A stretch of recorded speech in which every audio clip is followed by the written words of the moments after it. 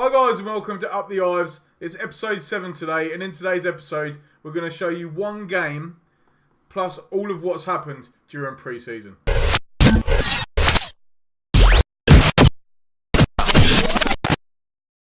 Previously on Up the Ives. Daniel Fry, welcome to Westwood Road, the new manager of St Ives Town. Good opportunity for Dan. Oh, what a strike by Joe Hood. He's only got 4 for shooting, but he's fucking hit that one, hasn't he, son? Jake Newman is not leaving the football club. It's been nearly 6 months since we tasted defeat. And what a comeback by Stourbridge here. Mitchell Hunt! Oh, what a goal by Mitchell Hunt on his debut. We've won the league. We've got promoted. We nearly hit 100 points for the season. So hi guys, I just want to do a quick review of how last season finished.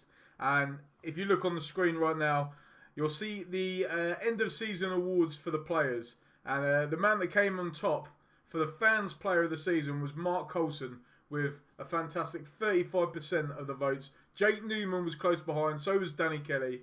Ben Baker scored goal of the season for the club anyway. Obviously signing the season with Jamie Hinchcliffe. He was our only signing pretty much. And young player of the season went to Joe Hood. Obviously he scored some absolute peaches during that season. Now we broke another record during our league campaign, and that record is the least amount of defeats in a season for St Ives. It's not a league record, it's just a club record so far. We only lost 3 games all season, and that has gone into the record books. And finally, a quick review. Few will have tipped St Ives to achieve more than a top half finish heading into the season, but the Saints confounded every expectation by finishing top of the pile as unlikely champions. It was a season of unlikely yet jubilant success for the Saints, who consistently defied the odds from the outset and were eventually crowned champions. That was by 4-4-2. Now, a quick rundown of our other competitions that we took part in. The FA Cup, we lost in the second qualifying round to Boston. I believe we lost that game 4-2. Despite playing pretty well for a majority of it, we lost it at the end. We got spanked in the Southern League Cup by Evesham, who were in a league below us. They beat us 4-1. The match of the season was our 2-1 win away to Kettering at the start of the season. The moment to forget was obviously that game that you would have seen in the first episode, the 6-4 defeat to Colville. We had an average attendance of 326 people, which was only 16% of the capacity of the stadium. And we used 26 players in the league, which was the joint 14th highest in the league. So that was a quick review of the season. Obviously, we've done that. I'm not going to go through all the stats. You're watching the games. If you haven't watched the games, please go back and check them out. There were some fantastic performances in that season, especially from Joe Hood, as we mentioned, as the young player of the year. Obviously, Jake Newman, who came second in the fans player of the year. One to watch out for those episodes in last season, and also to watch out for this season if he can replicate that form. Now moving on to the new season, and unfortunately, I'd hate to say this to all the fans of St Ives, but we are in fact moving grounds. There's no longer going to be a Westwood Road. Well, there will be, but we won't be playing there because we have agreed to rent Bridge Road next season.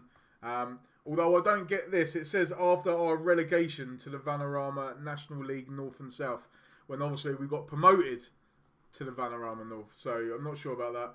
Obviously our current stadium, Westwood Road, it does not meet the standards of the league. Hence why we are having to go to a different stadium. Bridge Road is the home of Histon. It was built in 1962 and it has room for 4,300 fans.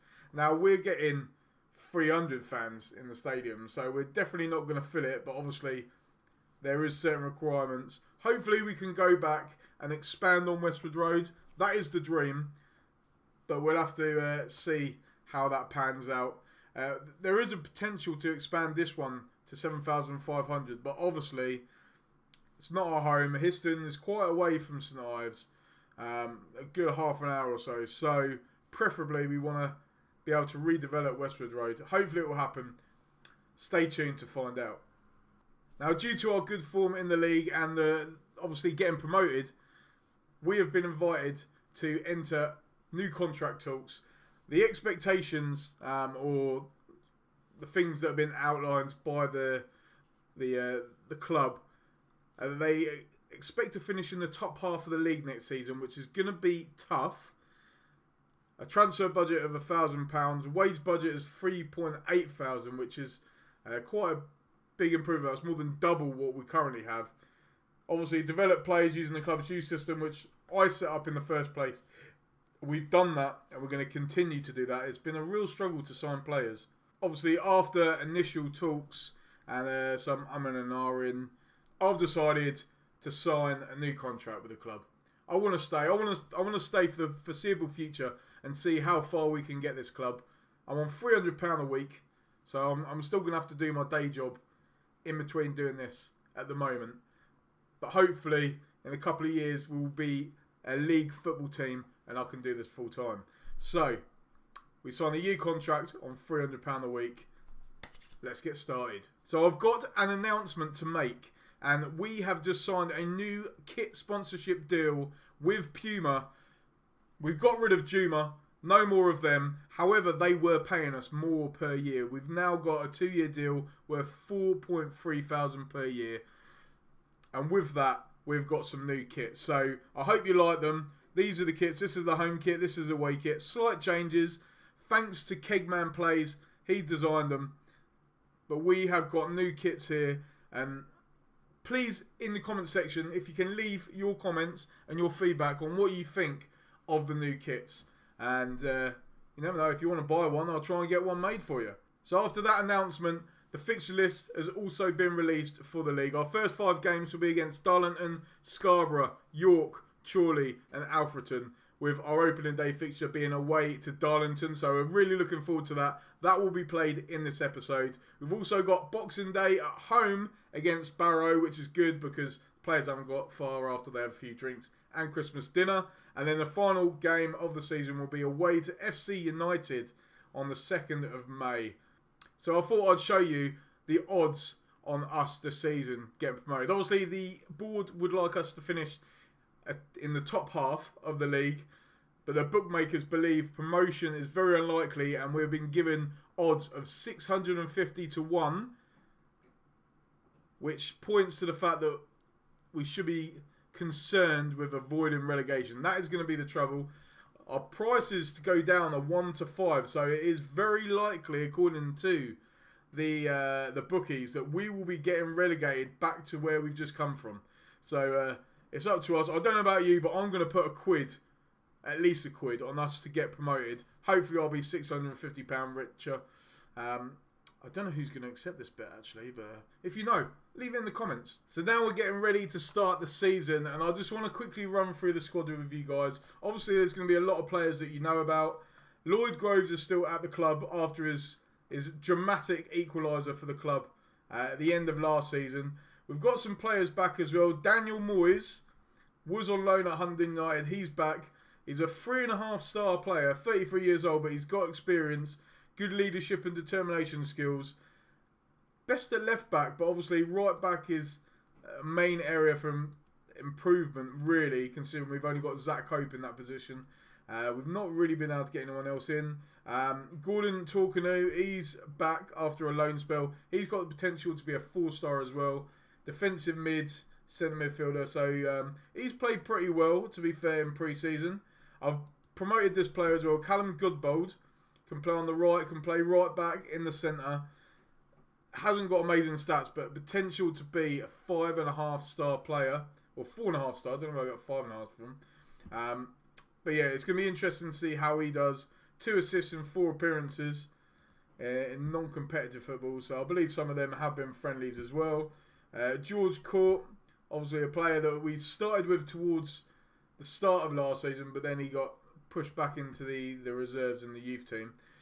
Again, potential 5-star for this player. Not got the best passing, but first touch, decisions, vision, work rate, all very good. He's got good acceleration as well, 17 years old. Who else have we got here? Connor Gibbs, another player that I promoted from the youth team, just to see how he gets on. Again, 4-star. Some of these players might go back into the under-18s, but I just wanted to try and fill the squad out a bit and get a good view on how well these players have improved over the summer. Because you never know, some of them might be good. And that's it really. George Bailey, he's going to get a chance to impress. He's got good pace, finishing only a 6, but you never know what will happen there. He can play attacking mid or as a striker. We've got Callum Ball on loan, but he wants too much money, so I can't sign him. He's still on trial. 4-star, but let's try again. Yeah, no, he's not prepared to discuss. He wanted too much money.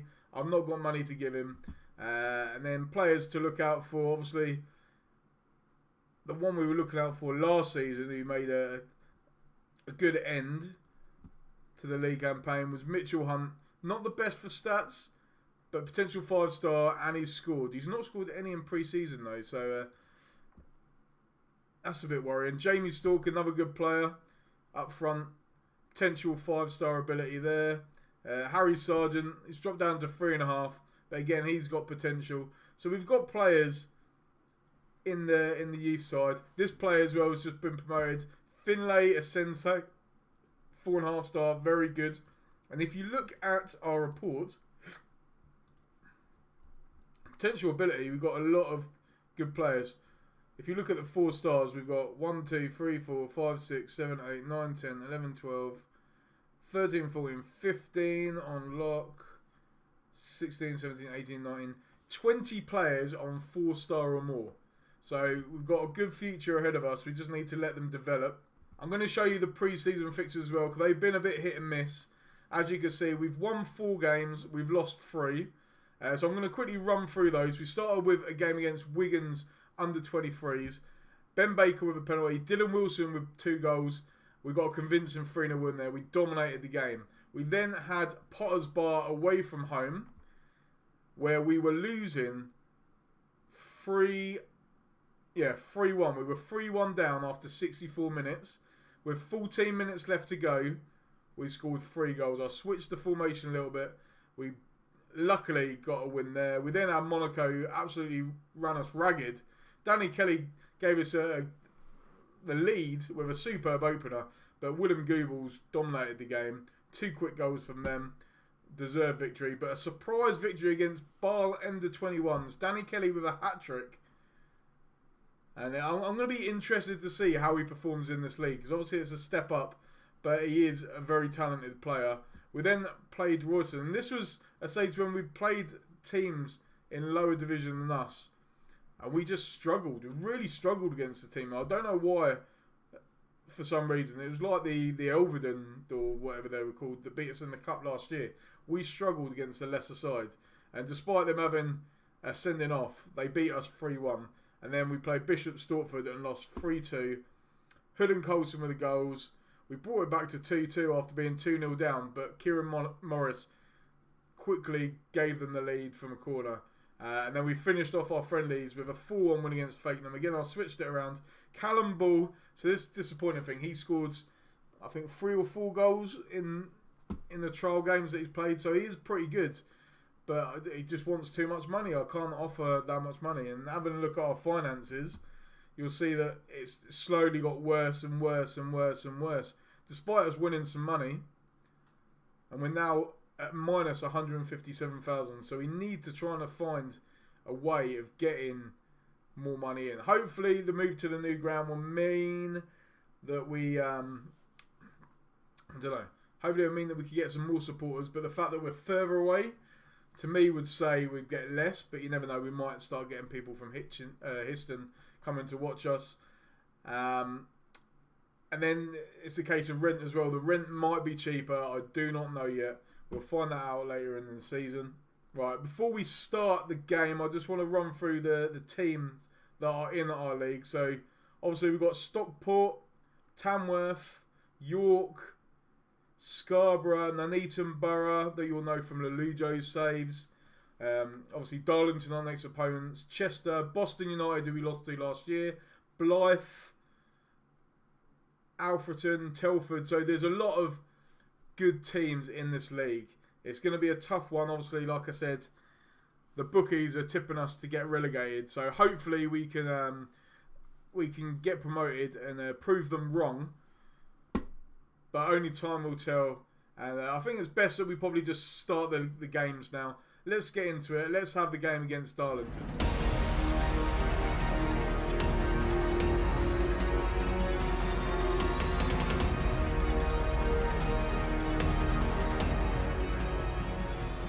This is the lineup I'm going to go with for today's game. And we've got Conway in goal. Danny Moyes back at the club. He's playing at right back. He's our vice captain for the season. You've got Charlie Diath Sunday in the centre. Colson on the left. Dawkin and Baker on the wings. Hood and Parker in the centre. Newman and Kelly up front. Hopefully we can start off the league campaign with a win. But it's going to be a tough game as we face Darlington. Now Darlington used to be in the Football League. I'm not sure exactly when they got relegated, but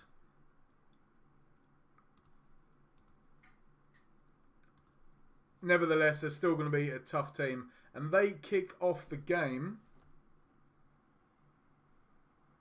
And hopefully we can start off well. It's not essential that we get the win to start off with, but obviously, if we're expected to get relegated, I feel it's going to put pressure on the squad if we lose this first game. So we need to come out and show our intent and get a good result here today. And we're playing some good stuff. We've not really created anything yet, but 6 shots, 62% possession. And surely it's sooner rather than later that we get a chance on goal. Parker with the ball in the centre, brings it forward. Will he have a shot? He does have a shot, and the keeper, I don't know if he got a touch onto it. It doesn't look like it because the ref has given a goal kick. But the first real promising chance for St Ives there. And it's just gone over the bar. And it looks like the half-time whistle was gone. It has. I'm going to be positive. I want to try and get the morale. Morale is average at the moment, I'd say. I want to try and get it a lot better. And the better the morale, the better the performance is. So, I know you're underdogs. Give the fans something to cheer for. Hopefully that will motivate them to get a positive result here. But we are playing some good stuff. We just can't seem to create anything. We've literally had one highlight in this game so far. 20 shots have been in the game so far. We've only seen the one. So it's a tight game. I don't really want to push the team too much. If we get a draw, I'll be happy with a draw. Obviously, I'd prefer to get a win, but I'm going to make a sub here. And I'm thinking Joe Hood's looking a bit tired, so I might bring on Hinchcliffe. Dylan Wilson, I'm going to bring him on for Danny Kelly as well, because the players are still going to be quite tired. Hopefully, we can get a result here. I might switch to direct for the last few minutes. Pass into space. Let's see what happens. 7 minutes to go. Can we get a late winner in this game? Sires with a ball. Curling effort. And Darlington nearly snatched a winner there, but it's just gone wide. Surely the whistle's going to go soon. Nicholson on the ball. Hits it. Long. Powell picks up. He was offside. And we've gone past the extra time now. Surely that is over. It is. And we've finished the game with a 0-0 draw. So, not a bad start. We've kept a clean sheet. We've got a point. Look at the positives. Look at the positives. We're undefeated so far. So, I'm going to be calm. Well done, lads. Good performance. Our next game is going to be against Scarborough. So, hopefully we can get a victory there. But I just want to have a look at the schedule and see when we're going to come back. So, our next sort of games, we've got Scarborough, York, Chorley, Alfreton, Warrington, Blythe. So I think we're going to play these games and we're going to come back for the home games against Telford and Boston United. So thank you very much, guys, for watching the episode. I hope you enjoyed it. Please make sure you tune in for the next one. That will be on Saturday, where we've got Telford and Boston at home. Hopefully we can get a good run going in the league and we'll be closer to the top than the bottom. But only time will tell. Find out in the next episode. Please make sure you hit that like button, subscribe to the channel, and I will see you guys soon. Thank you very much.